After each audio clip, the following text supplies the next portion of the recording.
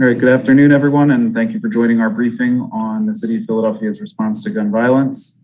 This briefing is for press only. If you are not a member of the press, please log out and watch today's live stream on the City of Philadelphia's Facebook page, or tune in to 900 AM or 96.1 FM WURD.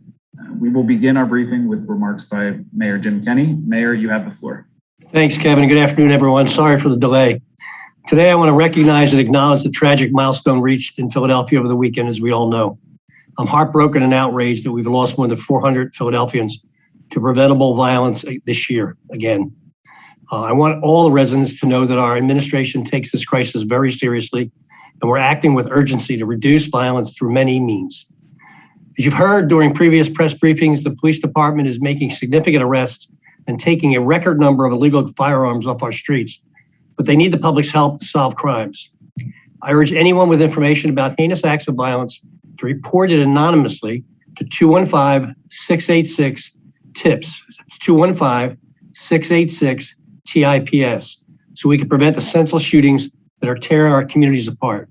I'd like to turn this over to Eric Atwood, Senior Director of the Office of Policy and Strategic Initiatives for Criminal Justice and Public Safety, for updates on some of our programmatic efforts, especially regarding the Targeted Community Investment Grant Program.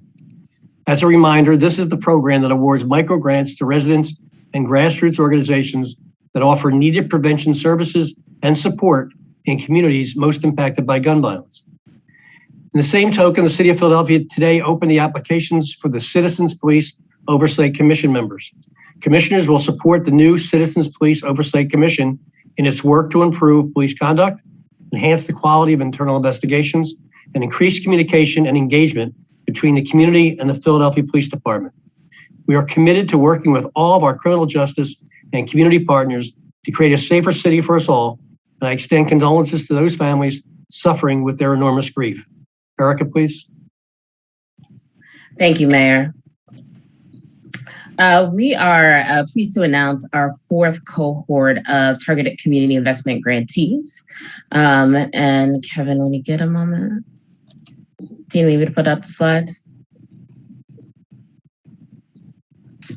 I can load them up real quick.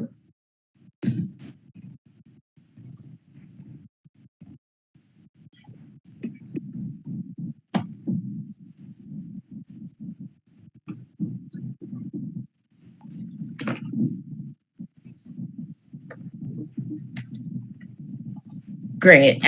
We are pleased to announce that we are announcing our fourth cohort of our targeted community investment grantees. Next slide. Established in 2018, Targeted Community Investment Grants, as the Mayor mentioned, is really focused on community-based, smaller grassroots organizations and individuals who are focused on providing programs and services for those who are the most vulnerable to gun violence. In this cohort, like others, there's a special emphasis placed on what we know to be interrupters to the cycle of violence, mentorship, education, employment, and trauma-informed supports and services. The target population for these programs are those who are most vulnerable to be victims, witnesses, or perpetrators of gun violence in neighborhoods that are experiencing high levels of violence. These awards are directly connected to all the pillars of the city's 5-year comprehensive plan, the roadmap to safer communities. Those pillars are connected in thriving youth and young adults, a stronger community engagement, better coordinated city services, and safe and healthy communities. Next slide. The grant process for Cohort 4 opened in June 1st of 2021 and closed on July 23rd. There were about close to 290 applications, and we have the opportunity to present to you this afternoon 41 awardees that were chosen. Next slide. The grantees that were chosen are from various communities across the city who do various different programs and services that impact youth, young adults, and their families. This round, we are giving nearly $900,000 out. Our last round gave nearly $400,000 out. And the individual grants this round range from $10,000 to $50,000. And there are some return grantees and some new ones as well. Next slide. It's important to mention that these grantees and the programs that we do select throughout our granting programs have shown a proven commitment to improving the lives of all Philadelphians and help to reduce gun violence in a sustainable way. They have the potential to have an impact on reducing the risk of gun violence for those in those neighborhoods and across the city. And they have kind of supported the city's efforts and communities' efforts in violence prevention and anti-violence programs. Next slide. Looking ahead, I know some will have questions. Our community expansion grants, which are the larger grants that we have been coordinating and taking applications for, they are the ones that range from $100,000 to $1 million.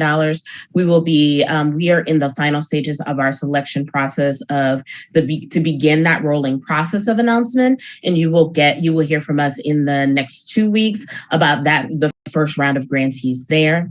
And for those who did not know about the targeted community investment grants and are interested in being a part of the next cohort, we will be at the top of the year, we will be opening the next application for our targeted community investment grants. That is it for me, and I will hand it actually over to Commissioner Outlaw for the police department's updates.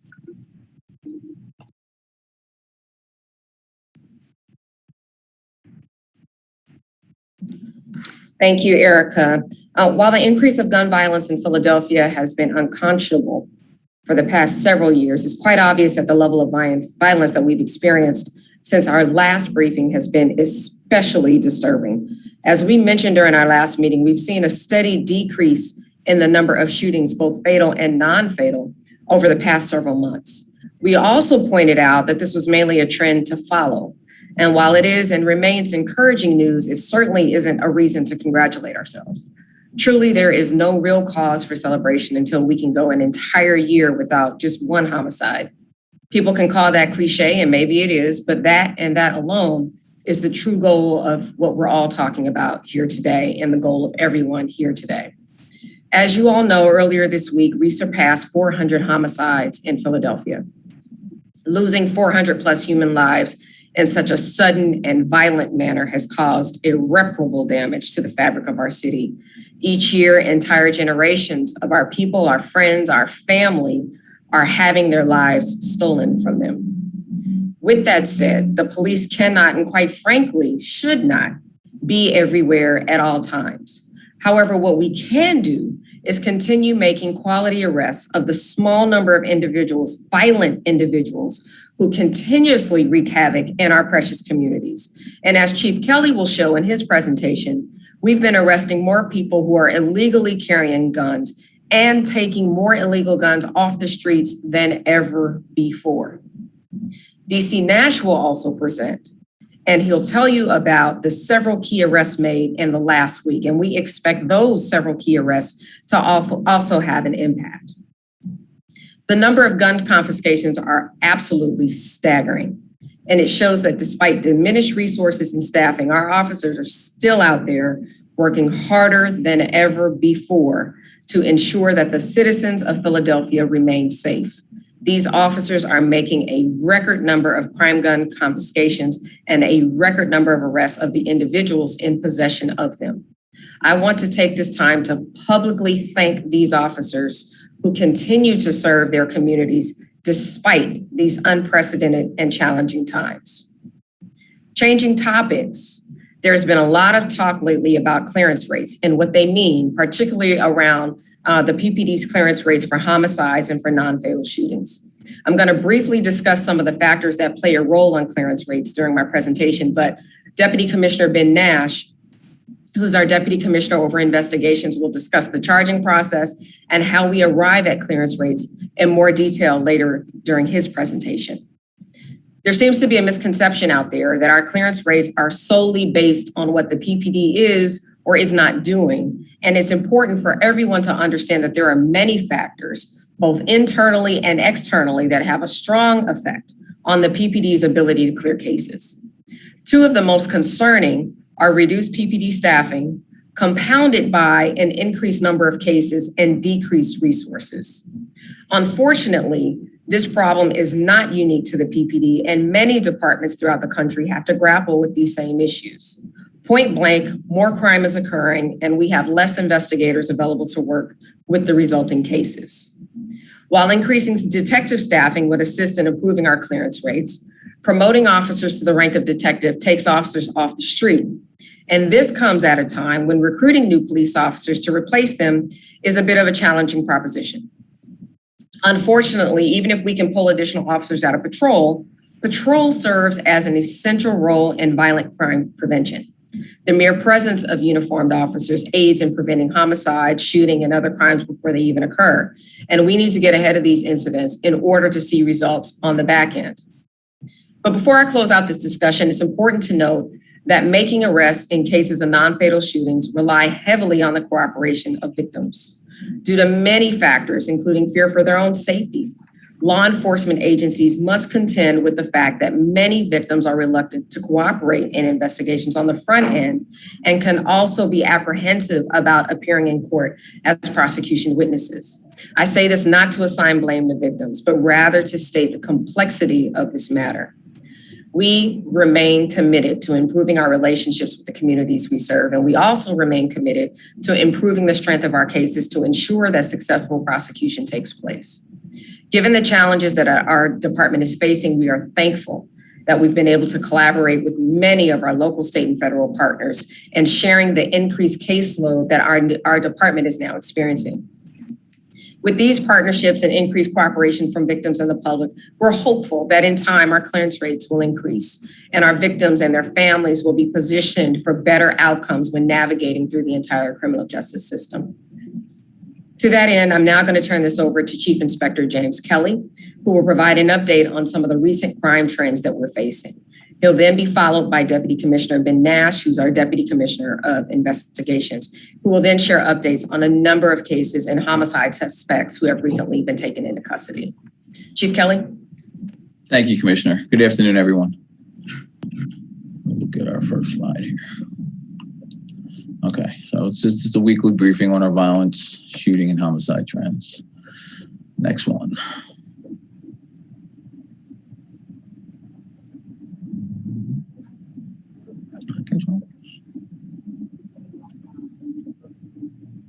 Okay, so this is the citywide homicide and shooting victim stats. So as you can see, we're up 18% as compared to 2020. And if you look at our homicides inside, which take place in residents or businesses, we're up 19%. And if you look at shooting victims, we are up 11%. What is kind of eye-catching is we're up 143% of shooting victims that take place inside. And obviously those jobs are a little harder to target and combat, using, intelligence-led policing and targeting and focus concentration. That makes it a little bit more difficult. And if you look further down on the slide, you have a breakdown of homicide motive categories. We're down 26% in arguments, 33% in child abuse. Fortunately, that's a low category. Slightly up in commercial robberies, also a small category. What is get your attention? We're up 129% in domestic homicides, and that's something we push down on our captains to really focus on a procedure and the follow-up with domestic violence victims through their victim assistance officers, because the last thing we want is any of these to result in homicides if it's a case of continuing or increasing domestic violence in the household. And then you see we're down 22% in as far as drug motives for homicides, and our clearance rate is 42%. Next slide, please. Okay, this is a breakdown, year-to-date comparisons. You see where we're moving here. You see that we had a period in the beginning of the summer where we did see a decrease. And so I would say starting in July and going forward, we were trending down, coming up a little bit. We do get them rises up and down. Same thing with the criminal shooting victims. You saw that we did have a very slow point. Where the spike was the last 2 weeks, especially the last week per se. That's where we had a big bump up. But we're going to continue with our focus on our pinpoint grids, and you'll see that we are doing better in our pinpoint areas. Next slide, please. Okay, this is a bar graph here that's actually showing, if you look at it, the gray is where we're at for this year as compared to last year. That would be the orange. So we're over 400 this year. Roughly at this point, I think we're 408. And 341 is where we were roughly this time last year. Now, if you look down at Operation Pinpoint, we are slightly up in our homicides in Pinpoint. But if you look at the gray line is where we're at where we were trending this year. And the orange is where we were last year. You see a couple points on there where we were trending down in Operation Pinpoint. But I'm confident that we're going to continue focusing there because that is our historically most violent areas. And I think we are going to see a decrease back in Pinpoint. And we'll look at the next slide, please. So that's looking at shooting victims citywide as compared to shooting victims in our Pinpoint. Same thing. The blue line going across the bar is where we were at this year. So we're just over 1730. We were about 1558 this time last year. But if you look down at the Operation Pinpoint, and the blue line is where we're going this year, you can see that we're down 14% year to date. And I think we're going to try and increase that. Obviously, to reduce homicide, you have to reduce shooting victims. So if we can continue to push down our Pinpoint shooting victims, it will have an overall effect on our homicide rate. Next one, please. So this is a 6-week year-to-date comparison. The last 6 weeks compared to the 6 weeks of last year. And you did see that we were, coming down slightly with the homicides. We were coming down with the shooting victims, but the last week to 10 days was a spike.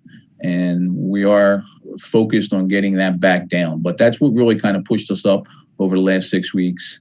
And you see in the Pinpoint, we were down 6% in mid-August, and we were staying fairly steady. It went up slightly, but this last week to 10 days pushed us up. And you also see the same with the shooting victims. At one point, we were down 16% in shooting victims, but I'm pretty confident we're going to get that back down. And this is the 4-week comparison, basically month to month.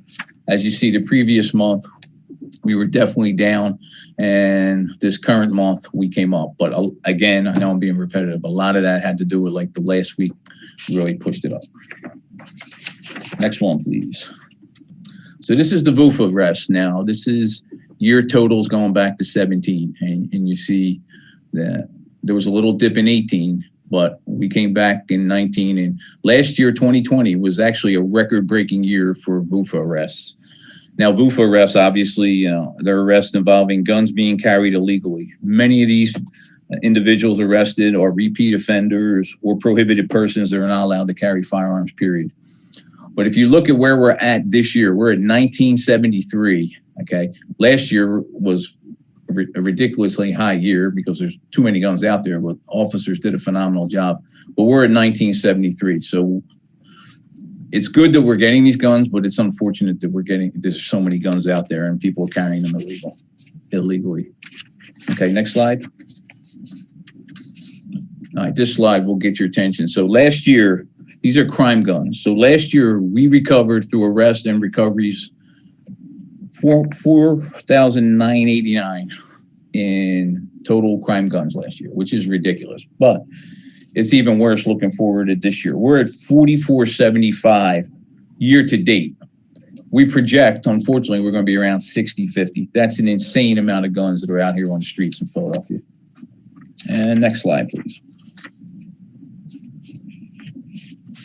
Okay, this is our recovery of privately made firearms, which most people refer to as ghost guns. So last year we had a total of 250 confiscations. We're at 423 this year, and we're probably, if you project it out, we're probably going to at least double that. That's an awful lot of ghost guns, privately made firearms out there. And I believe that's the last one. Thank you. Okay, thanks for that presentation, Chief Kelly. I'm going to take over, and I'm going to start today with a quick overview on the concept of a case clearance. I know there's been a lot of talk about clearances. The commissioner mentioned it. I'm going to talk about the steps that have to be taken in order to close a case. And I'm going to get into detail on this infographic in a second. I just want to give you an overview. I'm subsequently going to be providing updates on a number of homicide investigations. And I'm going to start with an update on a case that involved, it's actually two cases. We had two separate victims. One of them was a juvenile. We worked very hard to solve that. I'm going to provide an update on a double homicide back in July, where the remains were found in trash bags inside of a vehicle. And then I'm going to quickly highlight a number of cases that resulted in arrests. We had a lot of arrests in the past week. So what you're seeing up on the screen right now is a infographic on clearing a case, or technically really the challenges of clearing a case. So step one, a crime is reported. We'll talk about it being oftentimes as a shooting. Call goes into 911. Police officers respond.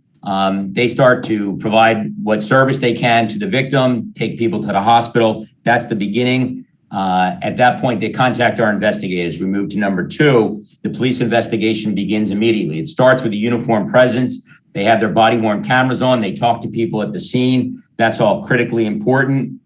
The officers make an initial report.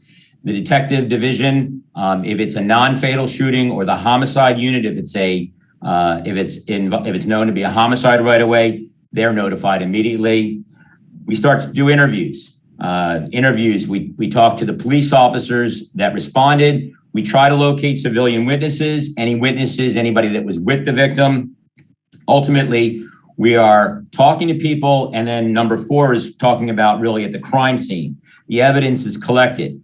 We bring out our crime scene unit. They process all the evidence from the scene. That's going to include our ballistic evidence. If there's any fingerprints, any kinds of forensic evidence would be included here. If there's anything that could lead to any recovery of DNA, that's the evidence.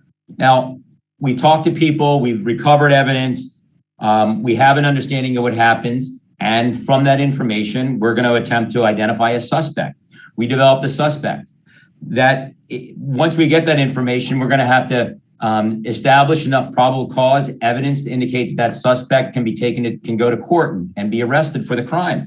A lot of times that'll involve doing a search warrant to try to recover evidence, whether it's clothing, it might be the gun that was used in the incident, if that's the type of an incident. Anything we can develop, anything that will be court ordered or talking to more people that will help us to develop enough to get the arrest warrant. All of that evidence, and after we have enough information, we speak to our partners at the district attorney's office. When it comes to a non-fatal shooting, they make contact with somebody from the district attorney's office charging unit. They have a whole protocol. They go through a checklist of all the steps that have been taken. They explain it. They get the approval to go through and submit the request for a warrant, or they're told, no, you have to do more.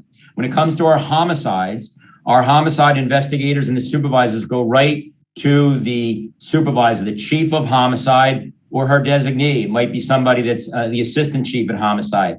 We sit down with the people at the district attorney's office. We present to them everything that we have. Oftentimes it involves video. It may involve a ballistics match. It's all the witness information. It could be the body-worn camera video. It's everything. At that point, the district attorney's office is going to take everything that we've been able to develop, and they're going to make a determination of whether they're going to approve us going forward with an arrest warrant, if they're going to approve the charges, or if they feel that there's insufficient evidence at this time and they want more evidence. They'll give us direction. It might be doing more search warrants. It might be doing more forensic investigation. It could be information where we have to develop things involving cell phones, things like that. But ultimately, after we've acquired everything that's been asked for and we've successfully completed that investigation, they've given us the approval. we get the arrest warrant. The arrest warrant is not the clearance of the job. That job is essentially cleared by an investigation, but at that point, we have an arrest warrant in hand. We're going to go out and try to arrest the person who is responsible. And number 9, well, we're going to go out as quickly as we can that day or the next day, oftentimes early in the morning. And we're going to probably end up serving a search warrant at the suspect's house. Or if we have an arrest warrant in hand, we'll just go there with the arrest warrant. If it's a violent crime, we will oftentimes use our SWAT officers, our partners in law enforcement. We work, whenever we get a warrant approved, we immediately assign that in a homicide to our fugitive squad. They work closely with our partners, which includes the Marshal Service as well as the FBI. Now, once we've taken our suspect into custody, we've arrested that person, that's when the case is cleared. It doesn't mean, and just because we haven't cleared it by an arrest doesn't mean that we haven't gotten an arrest warrant. And I think that some of the confusion that's going on about what's cleared and what's not cleared has come up. We don't count it as cleared until there's been an arrest. So I hope that that can illustrate and bring some clarity on a fairly complicated situation. I know there might be questions, and I'll be glad to answer those questions after we go on and talk about an update on a lot of the homicide investigations. So Kevin, if you can, now I have a video to show, which is from one of the incidents. My first highlight that I'm going to be referencing involves 2 separate homicide investigation cases that were committed by the same offenders. This occurred on this year. Everything I'm going to be talking about is going to be this year, May 25th of this year. Now, the video is going to be the second incident, but in this first incident, there was a shooting that occurred at 7:29 p.m. in the 16th District in West Philadelphia, in the 3900 block of Poplar Street. The officers responded and they located an 18-year-old victim who was suffering multiple gunshots to his body. Officers transported the victim to the hospital, but unfortunately the victim did not survive his injuries. All right. And what's going to be coming up on your screen is the video of the second incident that occurred just 30 minutes later in North Philadelphia, a number of miles away. And in this video, there's our suspect vehicle. The suspects are going to be jumping out of the car, and you're going to see momentarily, they're going to start firing shots at our victim. This is in the 2500 block.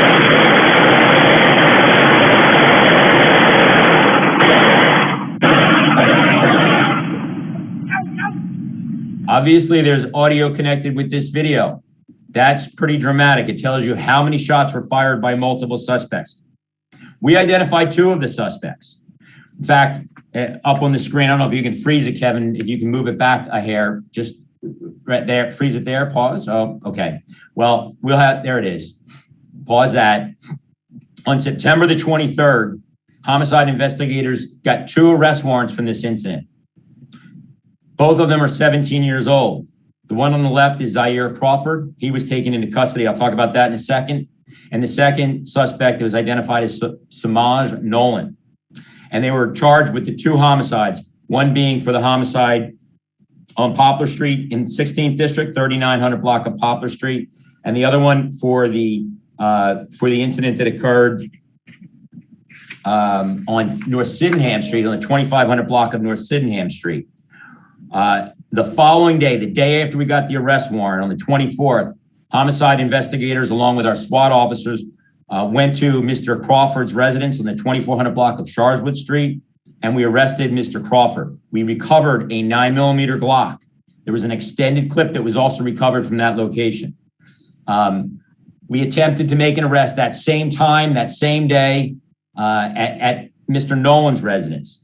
We actually had contact with Mr. Nolan by phone. He knows he's wanted, but he refused to call to surrender himself. We're actively searching for Mr. Nolan. If anyone has any information about his whereabouts, they are urged to call our homicide unit, 686-3334, or they can always call our tip lines, 215-686-TIPS, that's 8477. And we always have a standing $20,000 reward for the arrest and information leading to an arrest and a conviction.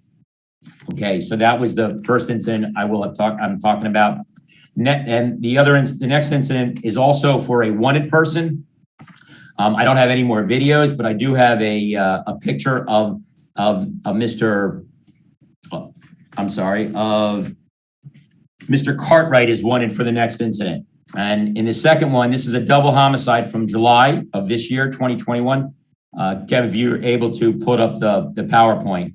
And in this incident, police officers from the 15th District on July 1st responded to a radio call to investigate an automobile in the 4400 block of Head Street in the Frankfurt section. There was a strong odor coming from the vehicle. Inside of the vehicle, officers observed 2 large trash bags. And when the trash bags were inspected, it was determined they contained human remains. Our homicide unit was immediately contacted. We identified the first victim as Jamar Harris, who was 26 years old, and the second victim was identified as Tariq Lee, 30 years old. Both of the victims sustained gunshot wounds to the body. Their deaths were ruled a homicide. The victims had last been seen by their family members on June the 26th of this year. We worked hard, and there was outstanding investigative work. And along with witness statements, we identified a suspect, Tyreek Carter. On August the 15th, Mr. Carter was arrested on an unrelated domestic incident. And at the time of that arrest, police recovered a 9mm handgun. There was a ballistics match that was made between the firearm that was recovered from Mr. Cartwright at the arrest on August the 15th and the ballistics that was recovered from the remains of Mr. Harris and Mr. Lee. Unfortunately, before we had the sufficient evidence to obtain the murder warrant, Mr. Cartwright was able to post bail from that August 15th arrest. He was released from custody on August the 19th.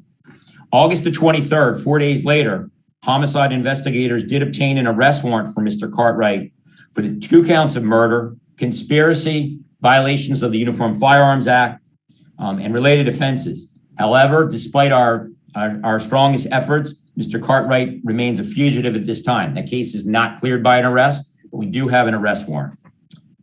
Okay, if you can move on to, the next slide, and what I'm going to be showing here in this next group of slides is talking about the significant number of arrests that we've actually had just since last Monday the 20th.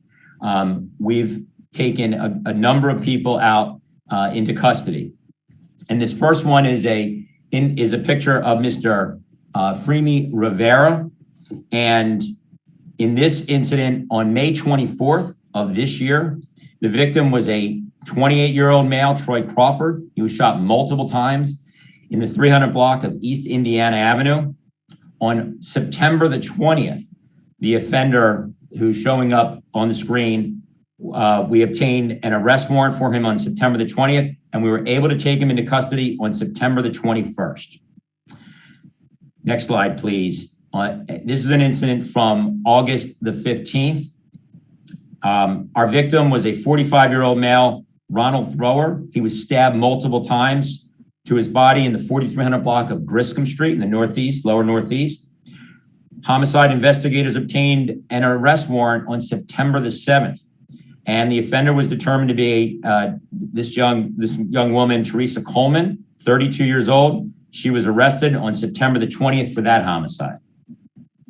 The next incident and the next arrest relates to a homicide that occurred on August the 21st. Our victim, 39-year-old male, Raheem Boone, he was shot multiple times throughout his body in the 4000 block of Reese Street. An arrest warrant was obtained on September the 17th. The offender, Mr. Belton Lomax, 20 years old, he was arrested on September the 20th for that homicide. Next slide is related to an incident from August the 28th. Our victim was Khalil Thomas Smith. He was 33 years old. He suffered a gunshot wound to the head, the 4200 block of Salem Street. An arrest warrant was obtained on September the 17th, and the offender, Franklin Andrew, who you see on the screen, was arrested on September the 28th for this homicide. The next one occurred on 9/11, September 11th of this year. Our victim was 19-year-old Juwan Scott. He was shot in the back 100 block of East Erie Avenue. Homicide investigators obtained an arrest warrant on September the 23rd, and Mr. Adams was arrested on September the 24th. He's 20 years old. Next slide, also occurring on September 11th, our victim was a 54-year-old male, Anthony Moore. He suffered trauma to his head and his body. and that occurred in the unit block of East Shelton Avenue. An arrest warrant was obtained on September the 21st. The offender in this incident was identified as Lionel Whitchkins. He's a 49-year-old male, and he was arrested on September the 23rd. Now, the next incident involves the arrest that got a lot of publicity. Everybody in Philadelphia was aware of it. It's the incident that occurred at Pat Steak. On September the 16th, our victim, Isidro Cortez, was 28 years old. He suffered massive blunt force trauma to his head outside of Pat Steaks in 1300 block of East Passyunk Avenue. Our offenders, two of them have been identified as Omar Archie, 32 years old, on the left, and Jose Alberto Flores Huerto, 33 years old. They were both arrested on September the 20th. I understand they turned themselves in. We do have warrants for additional suspects for that homicide. Next slide, please. On September the 21st of this year, our victim is a 27-year-old male, George Christian. He was stabbed. He suffered stab wounds to his neck and his chest in the 1800 block of East Somerset. The offenders were identified as 28-year-old William Bristol, you see on your left, and 26-year-old Bianca Rivera on the right. They were both arrested the following day on September the 22nd for the homicide. And in our final arrest that happened in the most recent homicide, on September the 22nd, the victim, and we had a 47-year-old young woman named Lisa Lewandowski. She suffered a gunshot wound to the head in the 1800 block of East Tusculum Street. Offenders were identified as Gregory Dillon. He's 18 years old on the left, as well as Nathan Carbonell, 20 years old on the right. They were arrested on the same day the incident occurred. There was outstanding work by our narcotics strike force, who responded to flash information on a suspect vehicle. They stopped the vehicle. There was an additional person in the vehicle who was cleared by investigation. A gun was recovered, and these two individuals have been charged in that homicide. So that is one of the unusual homicides where it occurs and an arrest is made right away.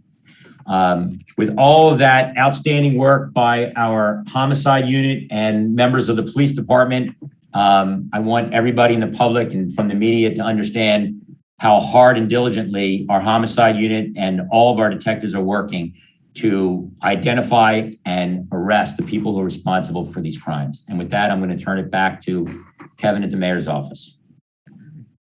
Thank you. Thank you for everyone today. We're now going to move to Q&A for members of the press. Because we started a little bit late, we will go a few minutes over two, but still given the limited time, only one representative from each media outlet is permitted to ask questions. And we're asking that because of the limited time, please keep your questions to two or fewer today. Today, we are limiting topics to the related presentations and this topic. If there is time for a second round, we will open it up to other topics, but given the time, again, we want to limit it. Armando is also available for Spanish interpretation as needed. So with that, we're going to move to Johan Calhoun from Chalk Beat. Thank you. I have two questions today. This is for the mayor. Wanted to get an update on measures discussed in August to ensure that students get to and from school safely. We'd have to get back to you with what's going on with that. I don't have it in front of me. Was not prepared for that list of question for that particular question this afternoon. Okay, the second question is for Commissioner Outlaw. The homicide numbers for teens in August was 32, and I believe that number right now is hovering at or near 50. Why are we still seeing these numbers rise for people under the age of 18 now that students are back in school? When I was on the phone with the Police Public Affairs Unit last week, I believe a 14-year-old was shot during school hours. So I'm asking if you can explain trends that you're seeing in this age group. You know, I'm not completely sure which incident you're referencing, but I will tell you this. We are seeing that our offenders, our shooters, are also becoming younger and younger. And they're basically targeting those who are in their peer groups as well. The good news about school starting is that we have more touch points to not only identify who these young folks are and provide them resources if appropriate, but also to get a little bit more information. So, I mean, I understand your first question about safe passage, but I think the overall issue is that, again, on both sides, we're seeing our victims and our suspects or offenders being younger and younger, and there's some connectivity there. I hope that answers your question. Yeah, and let me just add, when I was 15 or 16 years old, I couldn't find a gun if I wanted to find a gun. The ridiculousness of the situation is that people as young as 14, 15, 16 can get, as I said before, can get a gun faster than a library card or a driver's license. And that needs to be dealt with at some point in time. And I recognize that our ability to control that process or to control that situation is limited, or not even limited. It's not at all. But if you're 15 years old and you can find a gun that quick, that's why we have major reason we have the problems we're having. Thank you. Thanks, Johan. Next, we'll move to Kristen Johansson of KYW. Hello. So if I only have two questions, one of the things I wanted to ask was, we talk a lot about the long-term solutions with these grants and the community engagement nonprofits, but given that the homicides in just the past about year and a half have risen and the shootings about 60% in just about a year and a half, has there been any sort of discussion about a so-called right now plan? I've gotten a couple of questions from the community when I've gone out to some of these shootings about that. Well, I mean, the police can add the technicalities of it, but the right now plan is taking twice as many guns off the street than we were, arresting twice as many people for carrying an illegal firearm. I mean, no one can say our police are not working their rear ends off, trying to get their arms around this problem from an on the street perspective. But again, the propensity and the availability of firearms in this city, in this state, and in this country is insane. The right now issue is trying to get our people in pinpoint areas assigned the right way so we can intercept these things, to use social media to get on top of these beefs that are brewing and see if we can get ourselves between them, getting our public relations, but our boots on the ground, non-police folks into the communities to talk to people, to talk to families, to talk to young people in the corner, to try to offer services, to offer jobs, training, additional educational opportunities. I mean, everything that we're doing, everything that we can at the moment, but the guns keep coming. So, I mean, it's frustrating and it's disgusting, but some people in this state and country are making a lot of money off this carnage. And my second question is, Commissioner, for you. I know, we're having a press conference. I know I've asked you this before, but we've had this press conference every 2 weeks. We have the DA's press conference.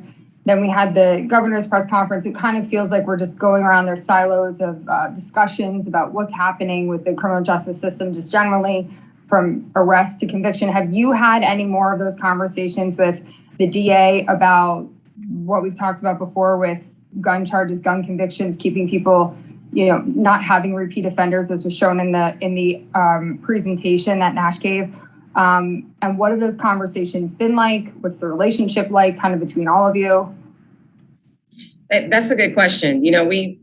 I'm going to do everything that I can to ensure that we have open lines of communications and that there's no secret. So anything that I say to you publicly today is nothing that I haven't said behind closed doors with any of the law enforcement partners.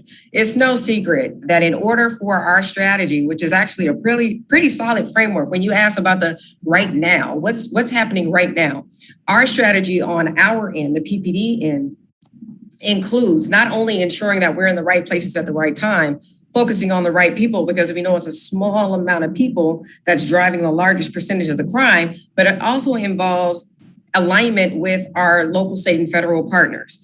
I rolled out a plan in June of 2020. If you look at the final column on one of those 100 bajillion pages, it was 30 something pages, but the final column talks about challenges or implications. And one of the challenges is, in so many words, I can prioritize all day.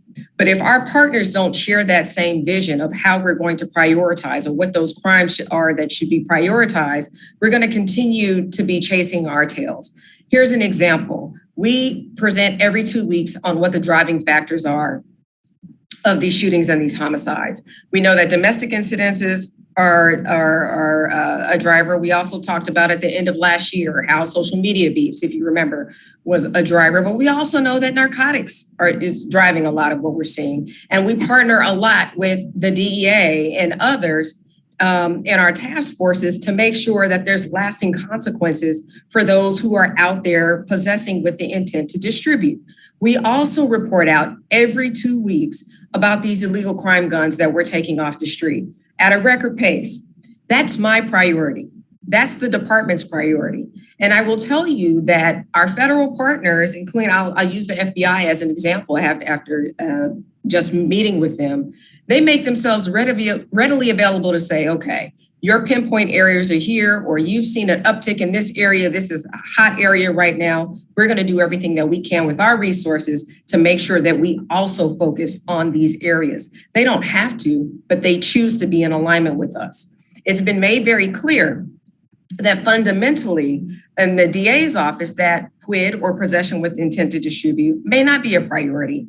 Illegal crime guns may not be a priority. And so if we're continuing to make these arrests, but it's not prioritized in the same way down the supply chain, because again, we're the front end. We're only one part of the criminal justice system. If it's not aligned or prioritized in the same way, there's going to be disconnect. And I don't know what can be done about that to get everyone on the same page, aside from continuing to bring up these issues. Data and intelligence, very important. That's the foundation of contemporary policing. That's what we use to make sure we're using our resources in the smartest or the most strategic way. But with that said, we can focus on the quantitative piece all day, every day. When you look at it qualitatively, we have people in the community that say, I know I can get away with this, or I'll be back out again. I mean, it's almost a mockery because they know that carrying a gun illegally isn't prioritized in the same way that it is here. So I say all that to say professionally, we communicate regularly, yes. But fundamentally, there are very key disconnects there as far as which crimes we prioritize and who believes what are the main drivers to the violent crime that we're seeing. So I say all that to say we're going to continue on. We remain cordial and professional, but we all have to be lockstep and key. And quite frankly, I mean, when I first got here, we announced, I remember when I rolled out the plan, we talked about the embedding of DAs in all of our districts. Those DAs are no longer here. And we realized over the past several weeks that they had been pulled without, any communication. There may be reasons for that. But again, we all have our own priorities. We all have staffing needs, resource needs, or whatever. But we have to be on the same page as what our outcomes are. We might not agree on how we get there, but we have to agree on what the priorities are. And quite frankly, we're just not there right now. Did you get a response? Sorry, really quick follow-up. Did you get a response as to why those DAs were pulled out of the different districts? I can't speak for that at this moment, but I'm sure it's something moving forward we'll be able to fix. Thank you. Thanks, Kristen. We'll now move to Jeff Cole at Fox 29. Folks, I guess this relates to your presentation here today. Can some folks update us on 33rd and Diamond, the 3 women shot and the woman killed in that group? Can somebody tell us a little bit more what you might know about that now? Yeah, I can, Jeff. I can tell you that so far our investigation has determined that the women had been at an establishment in North Philadelphia together, it was about a mile or so away, and that they had left that area.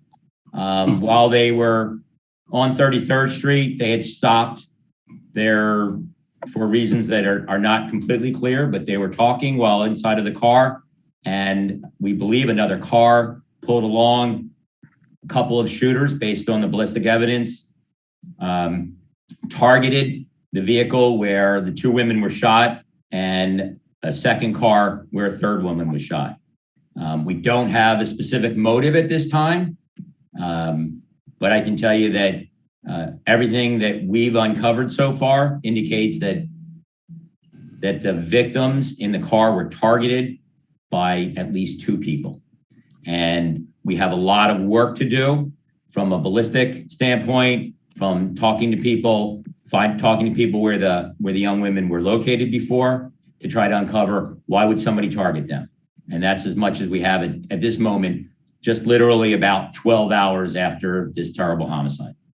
Do you know if they had, Ben, do you know if they had a dispute at this, we're outside this bar here. Do you know if they had a dispute in the bar with anybody? I don't know if there was a specific dispute inside of the bar with anybody, and that's what led to them being probably followed. We can surmise that they were likely followed, but we do believe that there's something that occurred involving their connection or the connection to the bar that led to somebody following them. All indications are they were followed from what you're talking about. And then when the vehicle was stopped, the shooters got out of another vehicle and opened fire on them. Just don't know what it is right now. It's going to take a lot of interviews, a lot of investigation. Okay, that's my 2. Thank you. Hey, Thanks, Ben, do you know the name of the bar? You know the name of the bar? What is it? I'm not Deputy, I know it. It's the 7-Star Lounge. 7-Star Lounge. Yes. Thank you. I know it too, Jim. I wasn't going to put that out, but thank you. Oh, I appreciate it. We're here. Thank you. Very good. We're going to move over now to Alicia Reed at CBS 3. Thank you so much for taking my question. Mayor Kenny, I actually spoke with the grandmother of that victim, the 24-year-old victim today, and she actually had a question for you. She said, what number homicide was my granddaughter? And she also wanted to put it out there that her granddaughter wasn't just a victim, like another homicide victim here in Philly, but that she was loved and that she had, a 3-year-old and an 8-month-old child, 2 children. And so, Mayor, what is your response to this grieving grandmother at this hour? Well, first of all, that question is insensitive because I care about all of these. And they're all human beings, and one is too many. And I remember 2 nights ago, or 3 nights ago, when we hit over 400, I didn't sleep the whole evening. I looked at the ceiling on my back for that entire night and tried to figure out how we fix this. So this hits me personally. It hits me hard. It hits me emotionally, and it takes a lot of life out of me and a lot of energy out of me. And I'm really sorry for what happened to that young lady and everyone else that's been killed in the last year and the years past. But that's how I feel about it. Thank you so much. I really appreciate You're very welcome. Your response. My second question is for the funds that are being given out to the organizations in Philly that are working to help curb the gun violence. So they're smaller organizations, that are out here with boots on the ground. And so my question is, how are these organizations being vetted, and how are you making sure that the money is being distributed not only to organizations that have always gotten funding from the city, but also organizations that are maybe a little bit newer and have boots on the ground and just want to get involved? Yeah, so Mayor, hey, thank you for your question. I think that how we vet these organizations is we are out in community, either through our group violence intervention program, our community crisis intervention program, our other community or town watch, or other community engagement efforts. And so we are seeing and hearing from community members about kind of the organizations that they participate in, and programs and organizations that they participate in. A number of these organizations and these individuals have been active for periods of time. And some of the new ideas that we are seeing, I will say, one of them is Beyond the Bars, fairly new organization. We've highlighted them in a press conference before. You'll see 3 other organizations that are younger, that are newer to this work, like Eugene Buddha Thomas and John Solomon are both new grantees. You'll see that we understand and know these work because we're out in community and connecting with them. In terms of the oversight and how we're making sure that they are meeting their goals, we do two things. One, more than oversight, we walk with them and we provide technical assistance for them. Two, we have a partnership with the Urban Affairs Coalition to make sure all the I's are dotted and the T's are crossed in how we are responsibly spending taxpayer dollars to go back into community organizations that are looking to eradicate the issues of gun violence and connect those who are most vulnerable to positive outcomes and positive opportunities. Thanks, Erica. I appreciate it. Thanks, Alicia. We're now going to go to Saj Purple Blackwell from Community Radio. Peace and greetings. Good afternoon, everyone. So my question is in regards to the cry from the community. So the cry from the community is that we're constantly finding that government is rebuking the idea of a National Guard type of situation. And we know that the police are really responsive. They respond to the calls, they respond to the shootings. But where's the deterrence? And why are we rebuking ideas of National Guard to currently assist our police department? First of all, the National Guard is not a police department. They are not trained to police. They are not trained to investigate. They're not trained to make arrests. They're trained to generally guard spaces. And to have them on patrol in neighborhoods is not a likely scenario because they're not trained. That's not their mission. They're trained for national disasters and for other types of civil unrest where property needs to be guarded. They are not trained to be put in a police car with another officer to patrol streets. That's not their training and it's not their mission. Okay. All right. Well, thank you for that response. And then in regards to the uptick in shootings in this last 10 days, are these shootings happening in the same pinpoint areas? And then again, if these new shootings are happening in the same pinpoint areas, again, where's the deterrence? If not the National Guard on each corner, where's the increase of police presence? Because the community is still saying that they're not seeing it. Well, Ms. Blackwell, some of them are in the pinpoint areas. And I think from Chief Kelly's presentation, you can see we've seen some slight upticks in the pinpoint areas. Just because we've identified it as an area that we're concentrating on doesn't mean we're necessarily going to eliminate all of it. The pinpoint areas can be blocks. We try to cover the whole area. Our focus is to have a presence. I'm sorry, we're all sorry if it seems like some of the community members aren't seeing our presence. The idea is that they should be. I think that you would, if you talk to some of them, you'd probably get different answers. Some might be saying that they are seeing more of a presence in some of the areas. The reality of it is some of these areas they're happening in times of opportunity. We might be at one end of the pinpoint area and we might leave that area. And we've seen situations where we've left it and just minutes after we've left it to cover another part of the area, a shooting breaks out. And it's completely unfortunate. Sometimes we're trying to be everywhere we can, but we can't be everywhere and stop the violence. And that's why I know you've heard me talk about it. The commissioners talk about it. The mayor has implored it for the community to talk to the folks that they have to know are inclined to possibly be involved in this. The family, a previous question talked about the grandmother of the victim, of the shooting victim, of the decedent from today. And our hearts go out to her entire family. And I would ask the people who are responsible for firing those multiple shots, do they not have family who is curious? How could that happen? Where's the outrage from the part of the families of the people that are doing these horrific acts of violence? And I am truly sorry to the family. I know, I understand the tragedy and the loss of life and the impact that it has forever on their lives. And our hearts break over that. And I just wish more people get involved in saying, stop the violence. Sorry, that's it. Thank you. We're going to move next to Isabel Sanchez. Right. And I thank you for that answer. And just to know where hello?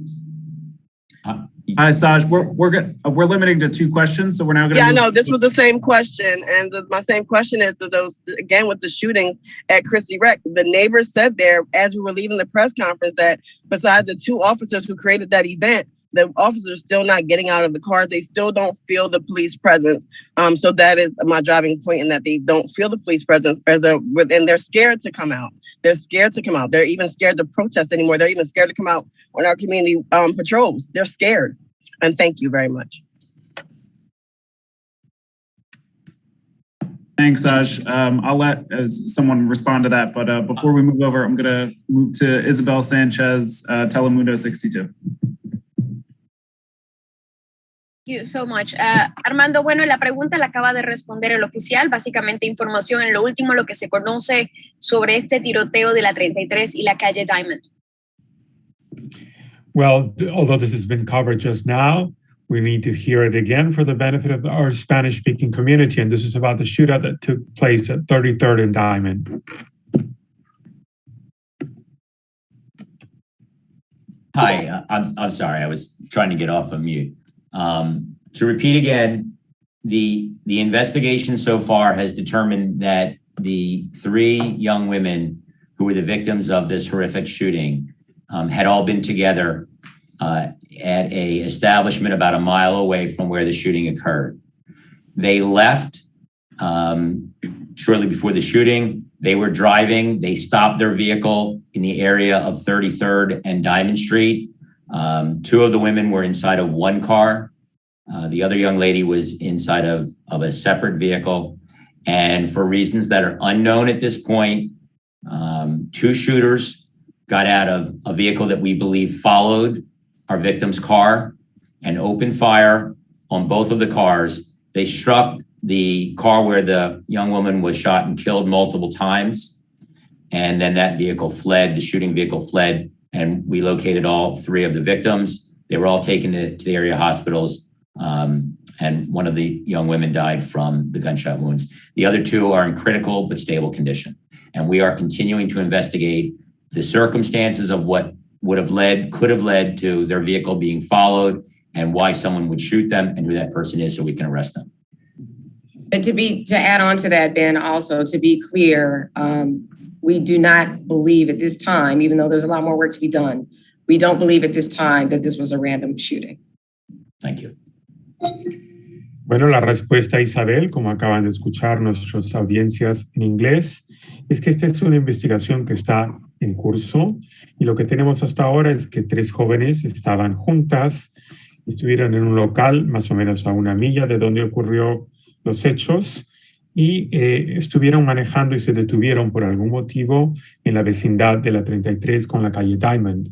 2 de ellas iban en un vehículo, la otra iba sola en un vehículo y por razones que desconocemos y que se están investigando, habían 2 tiradores que la seguían en otro vehículo. Ellos abrieron fuego, desgraciadamente le dieron múltiples veces a la muchacha que andaba sola y obviamente huyó ese vehículo con el tirador. Y las 3 víctimas han sido llevadas a los hospitales en el área. Lamentablemente, una de ellas falleció y 2 de ellas se encuentran en condición crítica pero estable en estos momentos. La investigación continúa y nos agrega la comisionada Outlaw de que no se piensa de que este haya sido un disparo o un atentado al azar. Pareciera de que esto, mejor dicho, no creemos justamente que haya sido algo al azar, sino pareciera de que hay algún tipo de historia previa a este tiroteo. Armando, y mi segunda pregunta es para la comisionada Outlaw.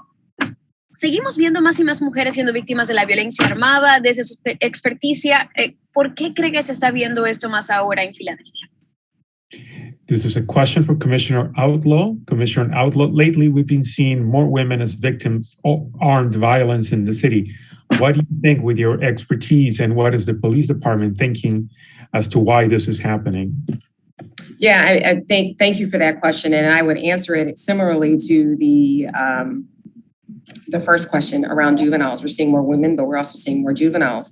We know, and again, not blaming any of the recent victims at this time, given that a lot of investigations are still underway. We know that there are women that are also involved on the other side. So it's not just a lot of, random shootings that are happening and women happen to be caught up in a crossfire. We also know that they're also engaged or associated with, unfortunately, with those who are involved in violent criminal activity. And they're seeing, unfortunately, as a result of that, becoming victims themselves. Bueno, gracias ante todo por la pregunta. Y quiero responder que no son solamente las mujeres que se han visto envueltas en estos sucesos lamentables, sino también los juveniles, la gente joven. Y yo sé que no es cuestión de echarle la culpa a nadie, porque estas investigaciones siguen en su curso, pero resulta ser que hay un patrón en el sentido de que estas mujeres están participando, desgraciadamente, están involucradas en este tipo de actividad que conlleva la violencia por armas de fuego. Estos no son ataques al azar. Sucede que estas personas o participan, como digo, o están asociadas con las personas que están cometiendo estos crímenes de violencia y por eso se constituyen en víctimas en estos momentos. Muchas gracias, Armando. Gracias. Muchas gracias. Thanks, Isabella. And I just want to remind people that we do have to stop today at 2:25, but I do want to make sure that we give enough time for all the questions that we still have in the queue. So if reporters can limit it to one question if possible, and any follow-up questions can be sent to the press account at the mayor's office. So we'll move to Yamina Kande from WHYY. Thank you. Before I ask my question, I just want to make sure I'm not conflating the different grant programs that are happening right now. This round of the community investment grants, that's part of the $22 million that the city announced in August, right?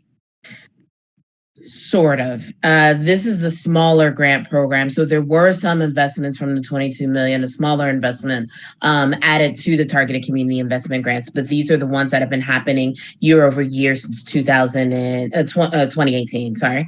The ones I think you're talking about that are the bulk of the investment from City Council are community expansion grants. Those are the ones from 100,000 to $1 million, and those have not been released or announced as of yet. Okay. In that case, what's the, I thought the timeline for releasing those grants, the expansion grants, I thought that was supposed to happen this month. What's the timeline for those funds to be announced? Right. As I mentioned, it will be happening within the next 2 weeks. Thanks, Yamina. We're going to move over to Lauren Mack from NBC 10.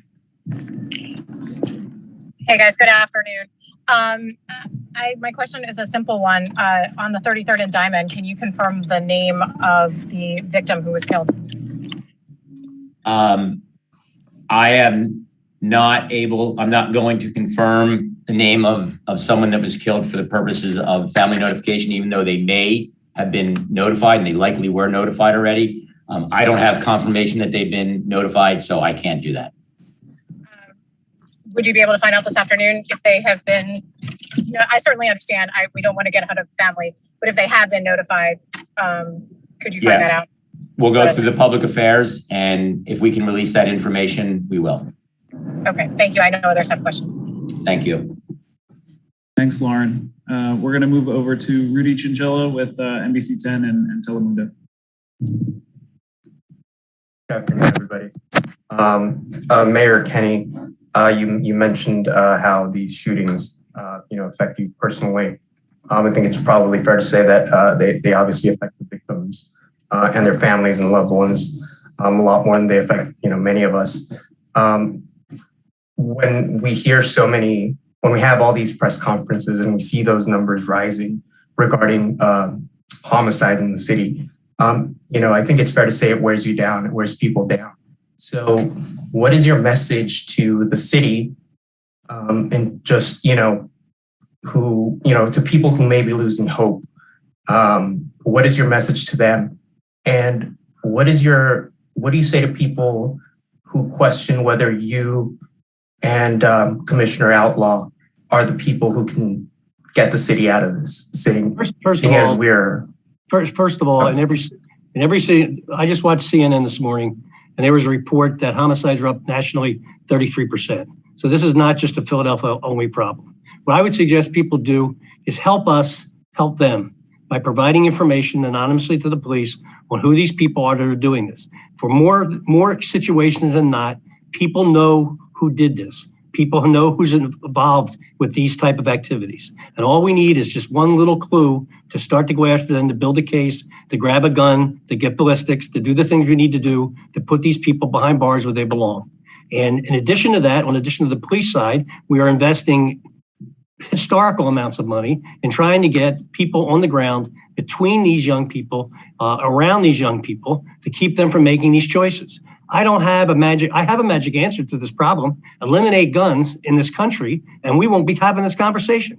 But since that's not going to happen in the state of Pennsylvania or in the United States of America. So other than that, that's my real solution to the problem. Other than that, keep on doing what we're doing, making the investments we're making, and asking people to give us the information anonymously. We're not asking them to come out publicly and get on television, pick up the phone, dial the anonymous tip line, and say, you know what, that poor young girl that got lost her life last night, that's who did it. That's who I think who did it. And give us some chance to go after those people and lock them up. And then the bad people will be away and the good people can come out of their houses again. And I don't know, Commissioner Outlaw, if you'd also like to weigh in, but again, just, the message to the people who are feeling this weight and maybe are starting to lose hope because it is so heavy on the city. Like, what is your message to them? It's heavy on all of us. And thank you for the question. It's heavy on all of us. It's heavy on the officers that respond to these calls on a regular basis. It's heavy on those of us who know that we don't have the same resources that we had even 3 years ago. The staffing isn't what it was. So it's not as simple to just put a cop on every corner anymore to increase visibility in all areas, because unfortunately, we just don't have the bandwidth to do that. Our budget, we're constantly being asked to identify cuts, and we're also attriting at a higher rate than we can hire people. So the reality is that it's far more complex than the numbers that we're seeing on the screen. It's far more complex than just what we're able to share with you in the short amount of time that we have every 2 weeks here. But again, if we don't take away anything else today, I think it's important, if you don't hear anything else that I'm saying today, is that we are but one part of the criminal justice system. We're one part of the supply chain. And I think it's easy to focus on Commissioner Outlaw because I'm very accessible, pretty visible. And we're the police, right? Because we're the first ones that people call. And we tend to be the first ones who respond. But there's so many other factors involved in decision-making processes, not just around prosecution, but later on down the road, as cases matriculate through court, the courts were closed for almost a year. I mean, there's so many things that have absolutely nothing to do with the police department that are not within our purview.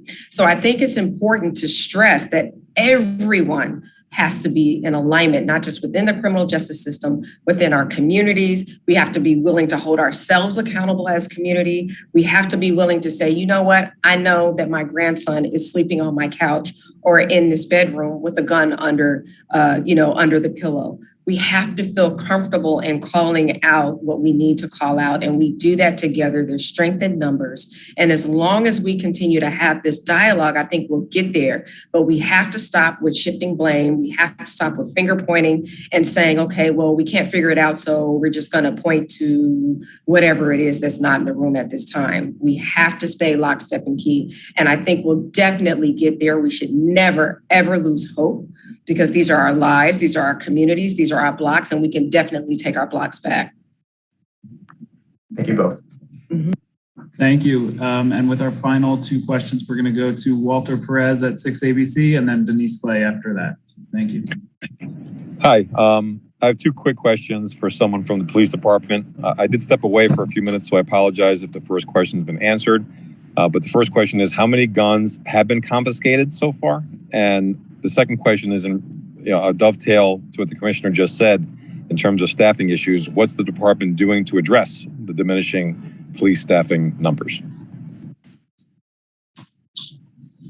I'll answer that. We've recovered at this point 4,475 crime guns, and we've made 1,973 arrests for VUFA, illegally carrying firearms. And then I can chime in on the recruiting piece. Again, we're doing what we can within the parameters that we have. We do know that there is now a residency requirement that was recently enacted. So individuals have to live within the city of Philadelphia for 1 year prior to applying. We're doing everything that we can to communicate that with interested applicants prior to them applying. But then also, we did some work looking at where we were losing people historically and working with local gyms and academic institutions to provide workshops to get people through the reading test, for example, or to help them build up areas as it relates to physical strength so they don't have any issues with physical agility or ability tests later on down the road. We're doing what we can to meet people where they are. We're hosting workshops. We recently launched the 30 by 30 initiative in an effort to ensure diversity within the department and then also doing what we can. We're currently working on a project to do what we can to tell our stories and show the human beings behind the badge. So people know that I too, you were a single mother, you started when you were a single mom, I can also apply. So we're doing what we can to not only rebrand ourselves, but to really reach people where they are, but also being very realistic in that everybody can't be a cop, quite frankly. And so I want to be clear in that even though, yes, we need people, we're still choosing from the best of the best.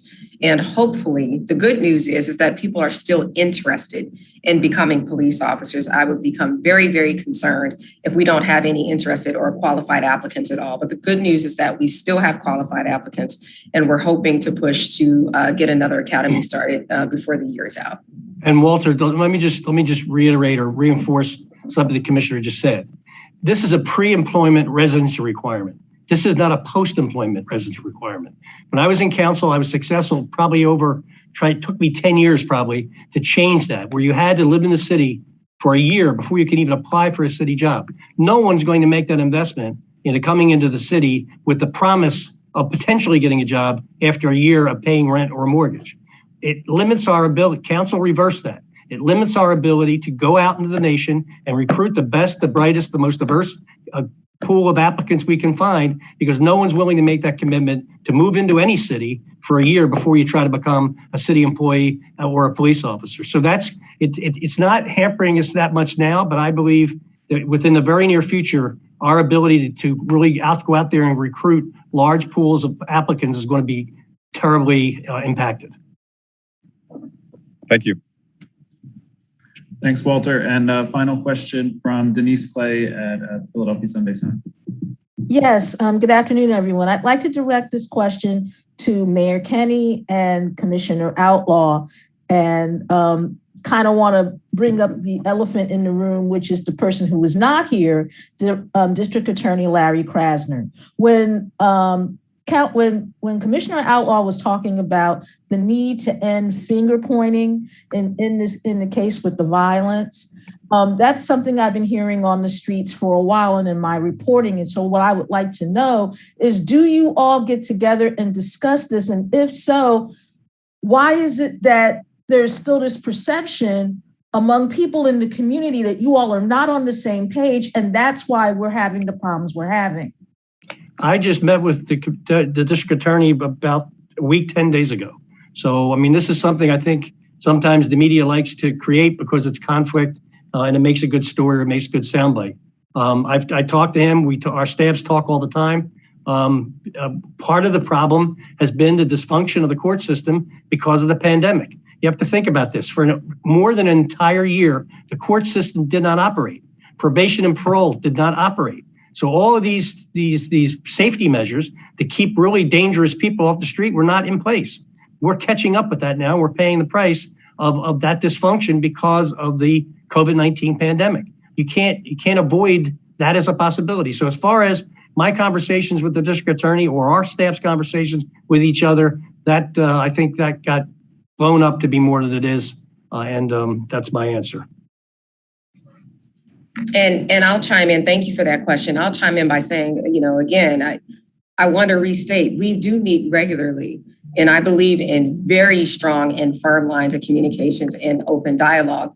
Everything that I've said today should be no surprise to anyone behind closed doors, because we've had these conversations in an effort to be in alignment. But fundamentally, you're talking about the chief law enforcement officer of the city and county. As the prosecutor, if there isn't alignment, and we agree on, there are a lot of areas of commonality, but if there are some fundamental differences in how we prioritize cases or in what we believe is driving violent crime, ultimately, we can meet all day and we're going to have to walk away and agree to disagree. So again, it's not finger pointing or shaming or whatever it is.